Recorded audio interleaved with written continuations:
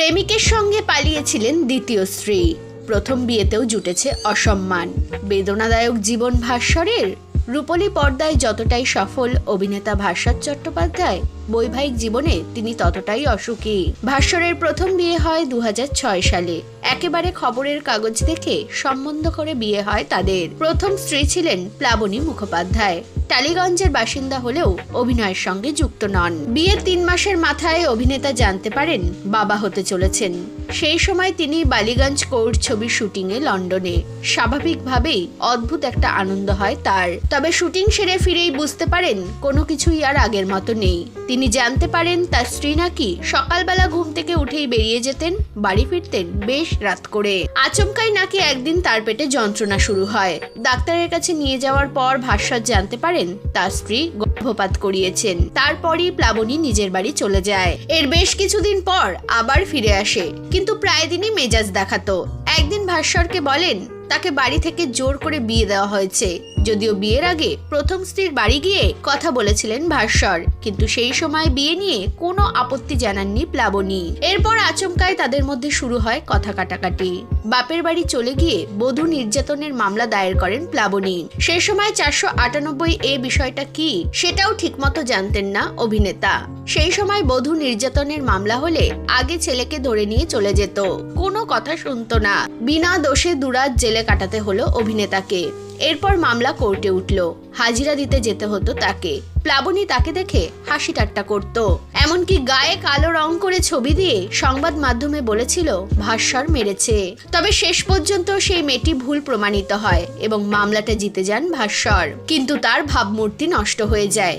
যদিও কাজ পেতে সমস্যা হয়নি, তবু আজও প্রথম বিয়েটাকে কলঙ্কের দাগ বলে মনে করেন অভিনেতা। এরপর কেটে যায় দীর্ঘ 7 বছর।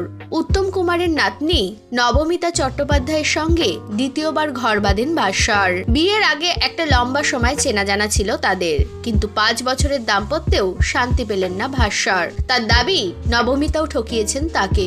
2003 সাল থেকে তাদের মধ্যে দেখা সাক্ষাৎ। নিখাত বন্ধুত্ব ছিল তাদের মধ্যে। 2013 সালে তারা ছিলেন আঞ্চলিক সেন্সর বোর্ডের সদস্য। ছবির প্রিভিউ করতে গিয়ে একে অপরের প্রতি ভালো লাগা তৈরি। ধীরে ধীরে বন্ধুত্ব গভীর হয়।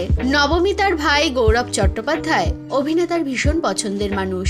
বিয়ের আগে থেকেই মহানায়কের বাড়ির লক্ষ্মী পুজোয় যেতেন। মাস 5 মধ্যে বিয়ে হয়ে যায়। সব ঠিকঠাকই চলছিল। বরাবরই সুখে সংসার করতে চেয়েছেন, সন্তান চেয়েছেন অভিনেতা। কিন্তু হানিমুনে গিয়ে প্রথম রাতেই ফের যেন মাথায় আকাশ ভেঙে পড়ল তার। বিশাখাপত্তনমে বেড়াতে গিয়েছিলেন তারা। তখনই স্বামীকে নবমিতা জানান তিনি অন্য কারোর সঙ্গে সম্পর্কে আছেন। শুধুমাত্র বাড়ির চাপেই ভাস্বরকে বিয়ে করেছেন। একথা শুনে ভাস্বর বলেছিলেন আগে জানালে তিনি বিয়ে ভেঙে দিতেন। হাতে সেই সময়ও ছিল, কিন্তু কেচ্ছা কেলেঙ্কারির ভয় পেয়ে নবমিতা থাকতে রাজি হন। কিন্তু সেখানেই বড় ভুল করে ফেললেন অভিনেতা। বিয়ের আগে দীর্ঘ সময় বন্ধুত্বের সম্পর্কে থাকলেও এসব কিছুই জানতে পারেননি তিনি, কারণ রোজ কথা হতো না তাদের। এরপর প্রায় 5 বছর তারা একসঙ্গে থাকলেও তা পুরোটাই ছিল অভিনয়। কিন্তু একটা সময় নবমিতা দাবি করেন নিজের বাবা মাকে ছেড়ে ভাস্বরকে আলাদা থাকতে হবে তার সঙ্গে। সেখানেই ঘোর আপত্তি করেন অভিনেতা। এমনকি গৌরব নাকি এক পর্যায়ে এসে তাকে বলেন ভাস্বরদা, তুমি দিদিকে কম সময়ে এত কিছু দিয়ে ফেলেছো যে অভ্যাস খারাপ করে দিয়েছো। তোমার কোথাও একটা রাশ টানা উচিত ছিল। কিন্তু ভাস্বর বলেন ও আমাকে ভালো না বাসলেও আমি ওকে ভালোবেসেছি, তাই দিয়েছি। পরিবর্তে আমাকে সম্মান পর্যন্ত দিত না। তাদের সম্পর্কে যখন ঘোর অশান্তি, তখন গৌরবের বিবাহ বিচ্ছেদ হয়েছে। নবমিতার ছোট বোনেরও বিয়ে ভেঙে যায়। তখন নবমিতা হঠাৎ খেপে গিয়ে একদিন বলেন বিয়ে ভাঙতেই হবে।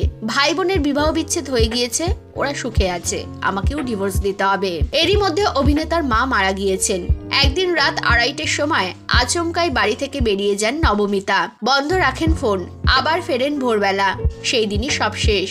ভাস্বরের কথায় মধ্যরাতে আমার ফ্ল্যাটে কলিং বেল বাজে। দরজা খুলে দেখি কেউ নেই।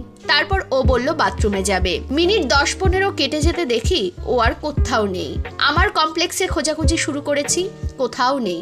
বুঝতে পারছি না মানুষ উড়ে যেতে পারে কিভাবে। ওর মাকে ফোন করতে বাধ্য হই। তারা আসেন। আমার বাবা এবং ওদের বাড়ির লোকেরা প্রত্যেকেই চিন্তায়। ভোর 4টে নাগাদ ও বাড়ি ফেরে। যদিও ওর মা বুঝে যান ও কোথায় গিয়েছিল। নবমিতার মা জিজ্ঞেস করেন তুই রণজিতের সঙ্গে গিয়েছিলি?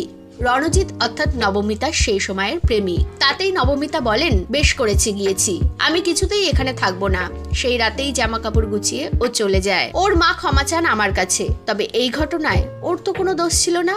ওই দিন ভাস্বর নবমিতাকে প্রশ্ন করেছিলেন, আমাকে এভাবে ঠকালে কেন? একবার বলছো ছেড়ে দাও, আবার বলছো থাকবে, আবার বাড়ি থেকে পালিয়ে যাচ্ছ। তবে এখানেই শেষ নয়। এরপর ফের একবার ভাস্বরের কাছে ফিরে যান নবমিতা, তবে শর্ত দেন, মা হতে চান না, পরিবারও চান না, তিনি শুধু অভিনয় করতে চান। সেই কথা ভাস্বর অভিনেত্রী সুদীপা চট্টোপাধ্যায়কে জানান। তিনিও আর কোনো কথা জিজ্ঞেস না করেই বাজলো তোমার আলোর বেনু ধারাবাহিকে নবমিতাকে সুযোগ দেন। কিন্তু এত কিছুর পরও ধরে রাখতে পারেননি নবমিতাকে। এমনকি সেই মেগার ফ্লোরেও নাকি ভাস্বরকে অপদস্থ করেছিলেন তিনি। তার সঙ্গে সিন করতে চাইতেন না অভিনেত্রী। এর মধ্যেই ভাস্বরের স্লিপ ডিস্ক ধরা পড়ে। তখন নবমিতা ফের বলে, এখানে থাকতে পারছি না, থাকলেই তোমার সেবা করতে হবে।